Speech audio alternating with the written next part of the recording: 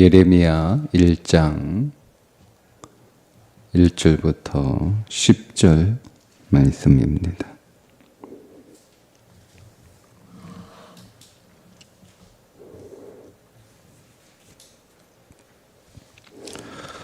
베냐민 땅 아나돗의 제사장들 중 hil기야의 아들 예레미야의 말이라. 아몬의 아들 유다 왕 요시야가 다스린 지 13년에 여호와의 말씀이 예레미야에게 임하였고, 요시야의 아들 유다의 왕 여호야김 시대부터 요시야의 아들 유다의 왕 시드기야의 11년 말까지 곧 5월에 예루살렘에 사로잡혀 가기까지 임하니라. 여호와의 말씀이 내게 임하니라. 이르시되 내가 너를 모태에 짓기 전에 너를 알았고, 네가 배에서 나오기 전에 너를 성별하였고, 너를 여러 나라의 선지자로 세웠노라 하시기로, 내가 이르되 슬프도소이다. 주 여호와여 보소서. 나는 아이라. 말할 줄을 알지 못하나이다 하니, 여호와께서 내게 이르시되 너는 아이라 말하지 말고 내가 너를 누구에게 보내든지 너는 가며 내가 네게 무엇을 명령하든지 너는 말할지니라. 너는 그들 때문에 두려워하지 말라. 내가 너와 함께하여 너를 구원하리라. 나 여호와의 말이니라 하시고, 여호와께서 그의 손을 내밀어 내 입에 대시며 여호와께서 내게 이르시되 보라, 내가 내 말을 네 입에 두었노라. 보라, 내가 오늘 너를 여러 나라와 여러 왕국 위에 세워 네가 그것들을 뽑고 파괴하며 파멸하고 넘어뜨리며 건설하고 심게 하였느니라 하시니라. 아멘. 예레미야 1장 오늘 시작하는데, 예레미야는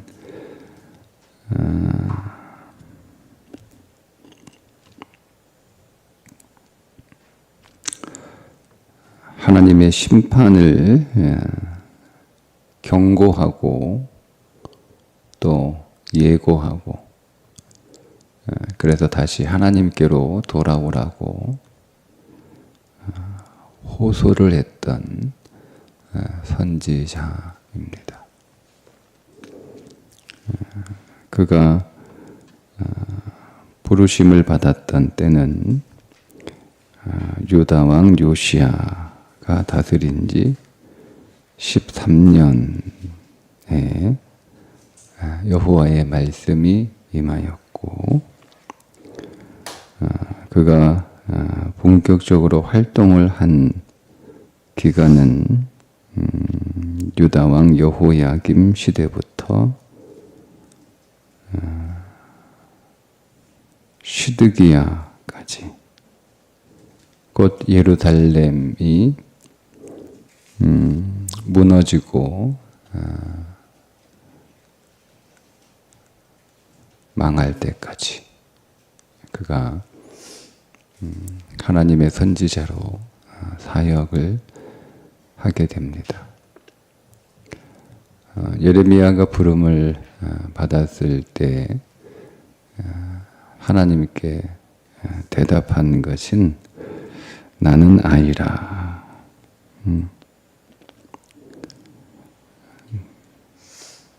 그래서 하나님의 대언자가 될 수 없습니다.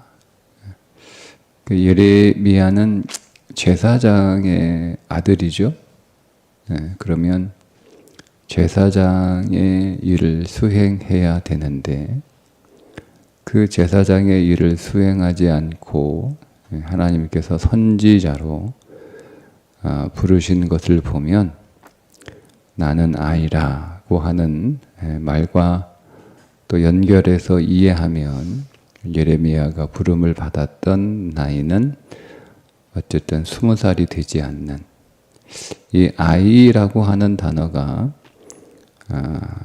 우리가 생각하는 것처럼 그 나이의 범위가 좁지 않습니다. 좀 범위가 넓어요. 20살 이전까지를 아이라고 이렇게 부르는 그런 단어이기 때문에 어쨌든 예레미야는 아주 어린 아이는 아이였을 것이고 제사장 20살이 넘어야 제사장 일을 수행할 수 있으니까 20살이 안 된 한 18 내외가 되지 않았을까. 이렇게 어린 예레미야를 하나님께서 그가 태어나기 전부터 그를 택하시고 성별하시고 그래서 그를 이제 마지막 시대의 예언자로 선지자로 하나님의 말씀을 대언하는 자로 부르십니다. 어쨌든 예레미야 입장에서는 영광스러운 일이지만 사실은 그것은 매우 두려운 일이고 가능하면 하고 싶지 않은 일이었을 것입니다. 사람들에게 좋은 소리, 칭찬하고 격려하고 위로하는 말을 하기는 좋아도 사람들을 지적하고 그들을 경고하고 또 그들에게 쓴소리를 하는 것은 사실은 누구도 하고 싶지 않은 말입니다. 본성적으로 지적하기를 좋아하는 사람이 있어요. 그 사람은 지적을 좋아하는 이유가 그 지적하는 행위를 통해서 자기가 잘났다는 것을 자랑하는 거거든요. 그러니까 내가 너보다 잘났다. 그래서 지적하기를 좋아하는 사람들은 누구를 지적하고 정죄하는 건 쉽습니다. 그리고 재밌기도 하고 내심 또 자기가 좀 잘났다 뭐 이런 생각을 갖고 있기도 하고. 근데 예레미야는 그런 게 아니에요. 예레미야는 그렇게 지적하기를 좋아하는 사람들의 습성을 쫓아 하나님의 백성들을 지적하는 게 아니고 그런 하나님의 백성들의 그 임박한 하나님의 심판을 전해주는 사람인데 그 일을 통해서 예레미야는 많은 고난을 당합니다. 비록 그가 나이가 어리지만 그런 어린 시절부터 제사장 수업을 받았던 사람이기 때문에 하나님의 말씀에 대한 통찰이 뛰어났고 그리고 그 말씀으로 비추어 본 그 당시 하나님의 백성들의 삶은 통탄할 만한 삶이었고 그리고 그들에게 하나님의 말씀을 대언한다는 것이 얼마나 심각한 반발과 저항을 가져올 것인지를 잘 알고 있었기 때문에 두려운 거죠. 그래서 하나님 나는 나이가 어려요. 그러니까 그 말에는 여러 가지 의미가 들어있는 거죠. 경험이 부족합니다. 뿐만 아니라 사람들이 나를 어리다고 내 말에 귀를 기울이지 않고 무시할 것입니다. 이런 의미도 있고 또 나는 아이이기 때문에 겁이 많습니다. 두렵습니다. 사람들이 내가 하는 말에 대해서 저항하고 나를 공격하면 그럴 것이 내가 무섭습니다. 뭐 이런 여러 가지 의미들이 들어있는 것입니다. 그런데 하나님께서 그 예레미야의 말에 이렇게 대답을 하십니다. 8절에 너는 그들 때문에 두려워하지 말라. 내가 너와 함께하여 너를 구원하리라. 자, 함께하여 너를 구원하리라. 여기에서 우리가 구원에 관한 개념을 조금 더 확장해서 깊이 있게 들여다보면 우리는 구원은 어떤 문제에서 건져지는 걸 구원이라고 보통 일반적으로 생각을 하죠. 내가 어떤 인생의 수렁에 빠졌어요. 수렁에. 그런데 그 수렁이 뭐 질병의 수렁일 수도 있고 또 경제적인 수렁일 수도 있고 또 여러 가지 뭐 직장이나 사업의 뭐 수렁일 수도 있고 또 어떤 관계의 수렁일 수도 있고 내가 아직 그 수렁에 빠졌어요. 우리가 그 수렁에서 하나님 부르며 하나님 나를 구원하여 주옵소서 이렇게 우리가 기도하면 하나님이 오늘 우리를 구원하시는데 그 수렁에서 나오는 걸 우리는 구원이라고 생각을 합니다. 자, 그런데 여러분 예레미야는 그 수렁에 빠져서 그 수렁에서 나오지 못합니다. 그런데 하나님께서 내가 너를 구원하겠다 이렇게 말씀을 하시잖아요. 예레미야는 하나님의 대언자로서 살아가는 삶 때문에 여러 가지 박해와 학대를 당합니다. 근데 그러면 거기에서 건져줘야 되는데 그렇지 않잖아요. 그러면 하나님이 오늘 말씀하시는 이 구원이란 뭐냐? 그 앞에 나와 있어요. 함께하여. 여러분 구원은 그 수렁 속에 하나님이 함께 하시는 것을 구원이라고 말하는 거예요. 거기서 건져지는 것만 구원인 것이 아니라 내가 수렁 속에서 나오지는 못했지만 여전히 그 수렁 안에 있지만 그 수렁 안에 하나님이 함께 하시면 그것이 구원이다. 그러니까 우리가 여러분 질병에서 우리가 건져지는 것이 우리는 구원이다.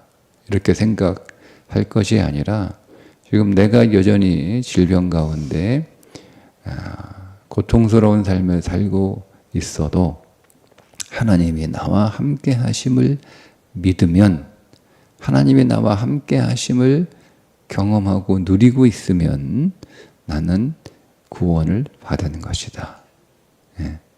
내가 어떤 경제적인 어려움을 겪고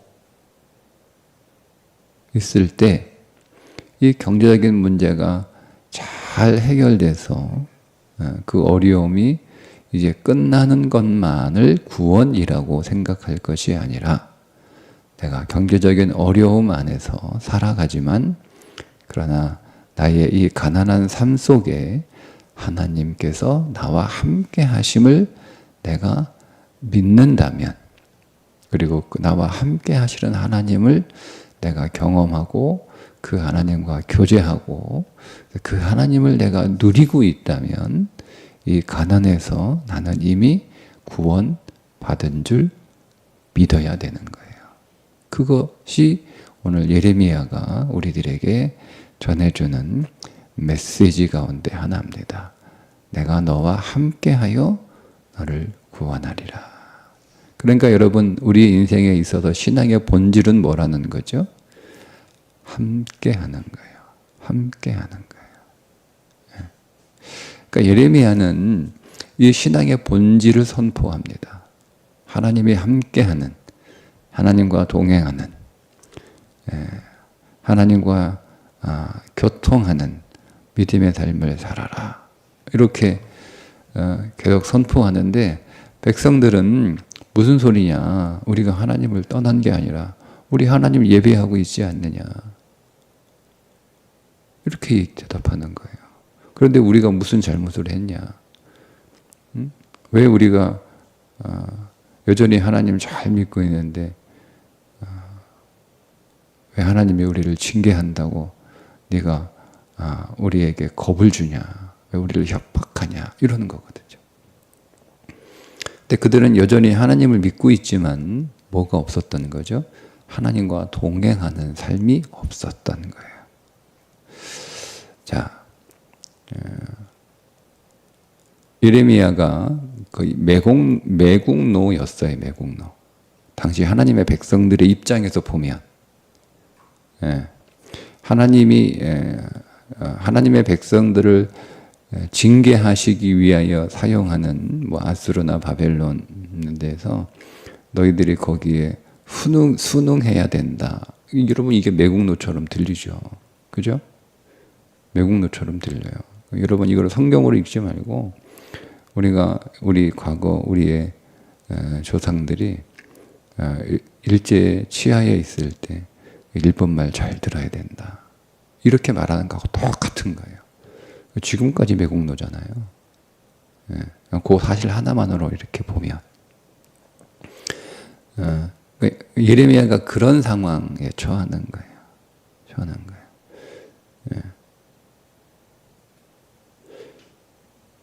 그래서 결국 예레미야가 경고한 대로 이스라엘 백성, 하나님의 백성들은 이제 이방 나라로 포로로 잡혀갑니다. 나라가 무너지고 성전이 무너지고.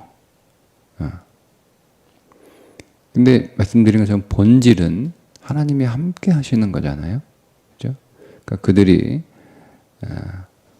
하나님의 약속한 하나님이 주신 땅에서는 하나님과 동행하는 삶을 살지 못했어요. 근데 그들이 포로로 잡혀가 이방 땅으로 끌려가 살아갈 때는 거기에 그들과 함께 하나님이 함께 계셨어요. 그러니까 이게 우리의 신앙에 있어서 본질이라는 거예요. 우리는 문제가 없어지는 것만이 구원이라고 생각합니다. 그러니까 우리는 본질이 하나님이 함께 하시는 삶이 아니에요. 다니엘과 세 친구가 풀무불에 들어갔잖아요. 자, 그런데 분명히 3명이 들어갔는데 그 안에 몇 명이 있었어요? 4명이 있었어요. 하나님이 함께 하신 거예요. 그러니까 그 다니엘의 세 친구가 풀무불에서 나온 것만 구원이 아니고 이미 그들은 풀무불 안에서 구원을 얻은 거죠. 왜? 그 안에 하나님이 함께 하셨기 때문입니다. 그러니까 풀무불 안에서 그들은 구원을 얻은 거예요. 풀무불 안에서. 풀무불 밖으로 나오는 것만 우리는 구원이라고 생각하는 것에서 이제는 우리의 믿음이 더 확장되어야겠죠. 우리의 믿음이 더 확장돼서 풀무불 안에서도 하나님의 구원이 있다는 거예요. 하나님이 함께 하시는 구원이 있다는 것을 우리가 이 예레미야를 통해서 좀 더 우리의 구원에 대한 생각이나 이해가 좀 더 깊어지고 확장될 것입니다. 예레미야 전체의 주제, 앞으로 새벽마다 예레미야서를 우리가 함께 묵상할 텐데 예레미야 전체를 어떻게 묵상할 것인가 제가 방향을 정해드리면 그게 마지막 절입니다. 보라 내가 오늘 너를 여러 나라와 여러 왕국 위에 세워 네가 그것들을 뽑고 파괴하며 파멸하고 넘어뜨리며 건설하고 심게 하였느니라. 그러니까 예레미야는 2가지 사역을 합니다. 첫 번째 사역은 뽑고 파괴하고 파멸하고 넘어뜨리는 사역을 합니다. 이것 때문에 백성들이 예레미야의 그 선포를 거절하고 거부하고 저항하고 예레미야를 죽이려고 하고 했던 거예요. 그러나 예레미야의 사역의 본질은 뭐냐면 건설하고 다시 심는 겁니다. 그러니까 건설하고 다시 심기 위해서 뭐가 필요하냐면 뽑고 파괴하고 파멸하고 넘어뜨리는 일이 필요합니다. 네. 그러니까 이게 예레미야 전체의 저는 주제라고 저는 그렇게 생각이 됩니다. 그러니까 예레미야를 통해서 여러분 우리가 해야 할 일이 있어요. 우리 안에 우리가 생각하는 우리는 이것이 믿음이라고 생각하고 있는 것들이 있어요. 우리가 믿음 생활을 잘하고 있다라고 생각하는 것들이 있어요. 그런데 그것이 어쩌면 우리가 뽑아버리고 무너뜨리고 파괴하고 넘어뜨려야 될 잘못된 신앙일 수 있다는 겁니다. 그것이 내 안에 있을 수 있다라고 하는 마음으로 예레미야서를 읽어가야 됩니다. 그래서 그 말씀마다 오늘 예레미야의 입술을 통해서 우리 안에 뽑아버릴 것들, 내 안에 무너뜨릴 것들, 내 안에 넘어뜨릴 것들, 내 안에 파괴해버릴 것들이 있음을 여러분 발견하고 그 일을 해야 하는 믿음의 결단과 용기가 우리에게 요구됩니다. 예레미야는 그래도 도전의 책입니다. 저는 고등학교 3학년 때까지 신앙생활 열심히 해서 저는 믿음이 좋은 줄 알았고 예수를 잘 믿는 사람이라고 생각을 했습니다. 근데 대학 들어가면서부터 저의 믿음이 틀렸다는 것을 깨달았습니다. 그동안 제가 10년 정도 신앙생활을 했는데 대학에 들어가 보니까 제가 믿음의 집을 잘못 지은 거예요. 우리가 여러분 이렇게 건축을 하다가 중간에 감리를 하잖아요. 예? 설계대로 잘 지었는지. 자, 그런데 설계대로 잘 짓지를 않았어요. 어떻게 해야 됩니까? 예, 다시 무너뜨리고 다시 지어야 됩니다. 예, 그게 정석입니다. 정석. 네. 우리가 이렇게 아파트 지어놓고 보니까 아파트에 중대한 하자가 생겼어요. 중대한 하자가. 네. 근데 여러분 그것을 건설한 건설사는 보수하기를 원합니다. 그런데 거기에 입주할 주인들은 어떻게 하기를 원하죠? 다시 짓기를 원합니다. 불안해서 못 사는 거예요. 과연 이 보수를 통해서 이 중대한 하자가 해결될 거냐라고 신뢰할 수 없는 거죠.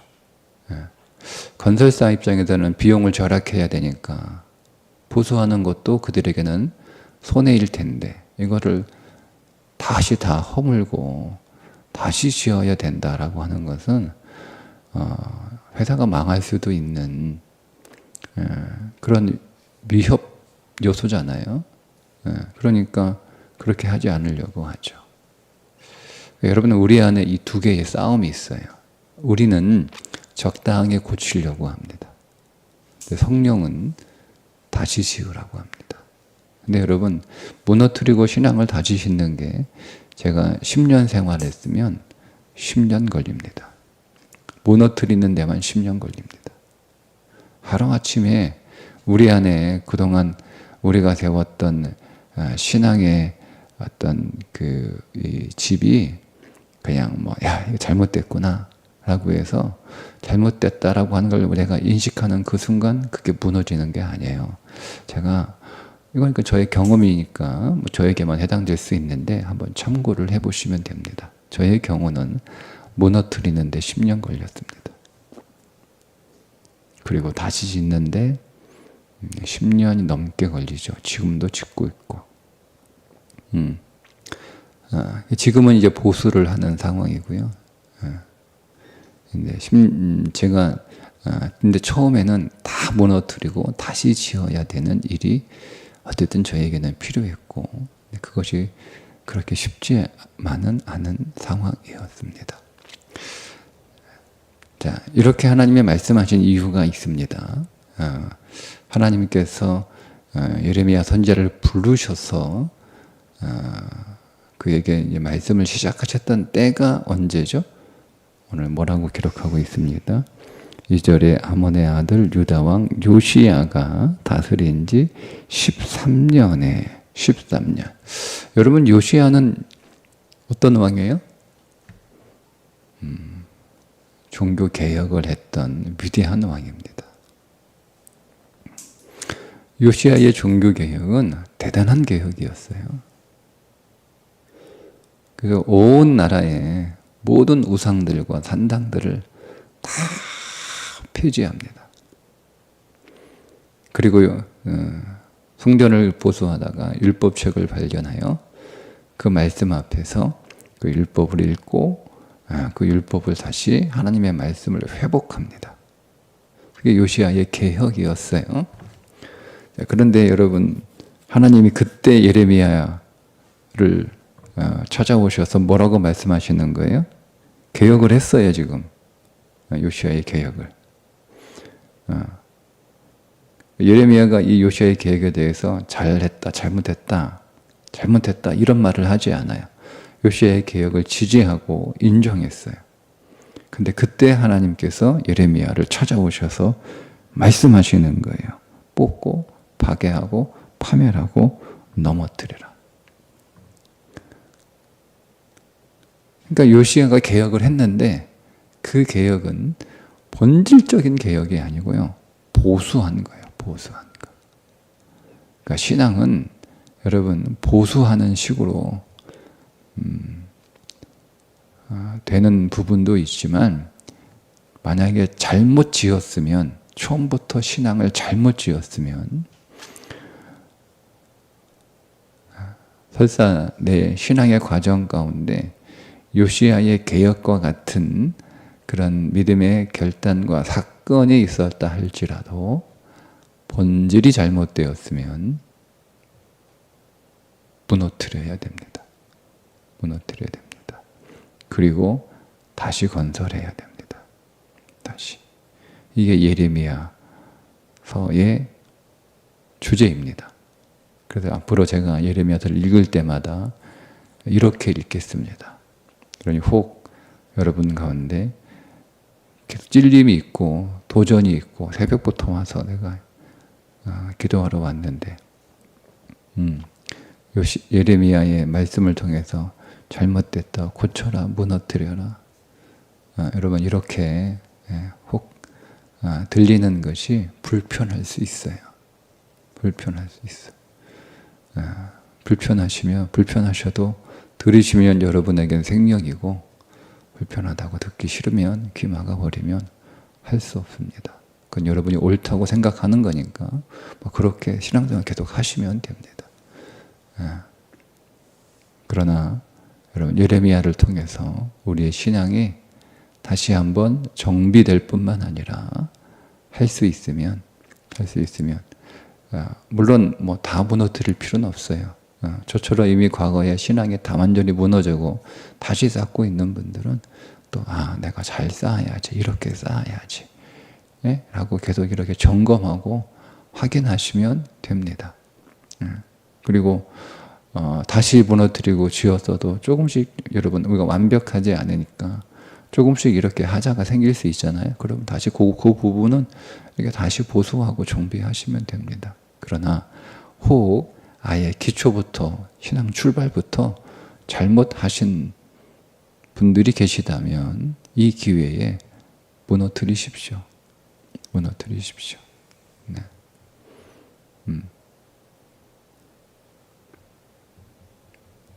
불안한 집에서 불편하게 신앙생활을 온전하게 하지 못한 채 왜곡되어 신앙생활을 할 바에야 무너뜨리고 다시 짓는 게 좋습니다. 다시 짓는 게 좋습니다.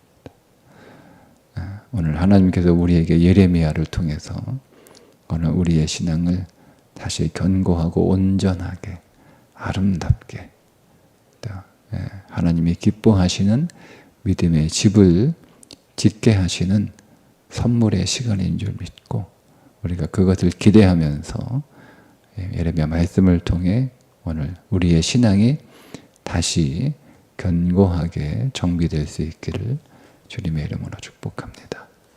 기도합니다. 하나님, 오늘 우리가 깊은 수렁에 있을지라도 하나님이 나와 함께 하시면 우리는 이미 구원받은 줄 믿습니다. 언제나 하나님과 동행하는 삶을 살게 하여 주옵소서. 하나님과 동행이 없는 신앙을 우리가 살고 있다면 아무리 좋게 보여지는 신앙의 모습이라 할지라도 하나님, 우리는 믿음 안에서 그것을 무너뜨리고 하나님과 온전하게 동행하는 믿음의 집, 하나님이 우리 안에서 온전하게 통치하시는 믿음의 집을 새로 짓게 하여 주옵소서. 예수님의 이름으로 기도합니다. 아멘.